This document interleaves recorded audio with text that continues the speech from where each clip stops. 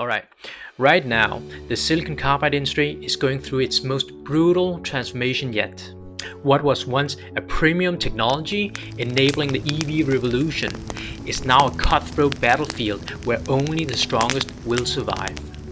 By the end of 2025 and 2026, a great portion of all silicon carbide companies in China will potentially collapse. But this is not just another industry downturn, it's a completely restructuring for how silicon carbide is made, is sold, and used. And in this chaos lies a tremendous opportunity for those who really understand what is happening. Now, for those who don't know, my name is Stanley. I'm multilingual Danish-born Chinese with a degree in Master of Science Engineering. I've been studying and working abroad for many years. I've been part of the Nobel Prize laureate Professor Akasaki's research team, and I worked for a Fortune 500 company participating in billion-dollar projects. For the past 10 years, I've delved into the third-generation semiconductor industry, and I've always think about what these technologies are bringing in the future. And this is what I've learned. Now let's start with the price collapse. Just 3 years ago, a single 6-inch silicon carbide wafer could sell for around $1,500 US. But today, it only costs around $600 US. This 60% price crash isn't just about competition, it's about survival.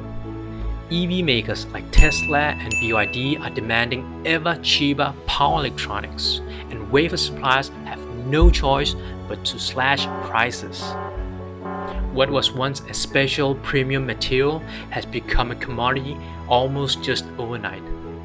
However, here's where it gets interesting. The industry giants aren't just sitting back. They are fighting back by controlling the entire supply chain or finding new applications. They are basically locking up all supplies of high-quality seeds, keeping the best wafers for their own epitaxy lines, and essentially freezing out all smaller competitors. So if you are just a wafer supplier today, you're probably in trouble. So this vertical integration means companies now need to offer complete solution, not just wafers. The standalone supplier needs to add more value. But at the same time, this also creates a massive problem for the big players themselves. You see, these industry leaders have hundreds, if not thousands, of 6-inch furnaces, which representing billions in investment. And now, the market is demanding 8-inch wafers. So retooling or upgrading to 8-inch production can be very expensive if you were not prepared for it. We're talking about hundreds of millions per factory. In other words, the incumbents are trapped by their own success. They can't afford to abandon their 6-inch lines, but can't afford not to upgrade either. And this is exactly where smaller, smarter companies have a hidden advantage. So while large companies are trying to do everything, smaller companies can potentially positioning themselves in the right application or market.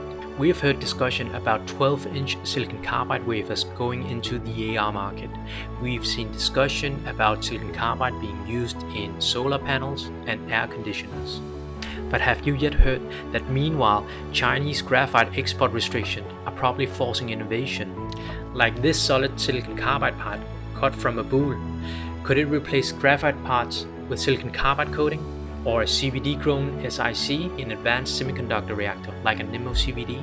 This is a silicon carbide grown through PVT method, cut directly from a bull. No coating, no CVD, just pure durable SiC that could replace graphite in reactors and cleanroom tools. And it has no export restriction. This is the kind of innovation that can rewrite the rules of the industry. And guess who is leading this charge? Not the bloated giants, but the agile startup who can move fast and take risks. Now here's the reality check. Companies still struggling with 6-inch wafers and dislocation densities above 5,000 are already obsolete. The new entry-level benchmark is now 8-inch wafers with dislocation density 5,000 to 7,000 and a thickness exceeding 15 millimeters. And for the leaders in the industry, they are still struggling to hit the 3,000 dislocation density at a decent yield. That's how demanding this market has become. So looking back, the first wave of silicon carbide companies rushed in during the gold years. Many are now paying the price. But the second wave, those watching and learning from these mistakes, have a tremendous advantage. They are not burdened by outdated equipment and process. They are not trapped in old ways of thinking. They can focus on what really matters: high yields, low defect rates, and smart targeted vertical integration. So finally, 2025 and 2026 will be remembered as the year the silicon carbide industry got real. The hype is over, the easy money is gone. What remains are companies with real technology, real innovation, and real strategies. This isn't the end of silicon carbide revolution. It's the beginning of its mature phase. And for those ready to adapt, the opportunities have never been greater.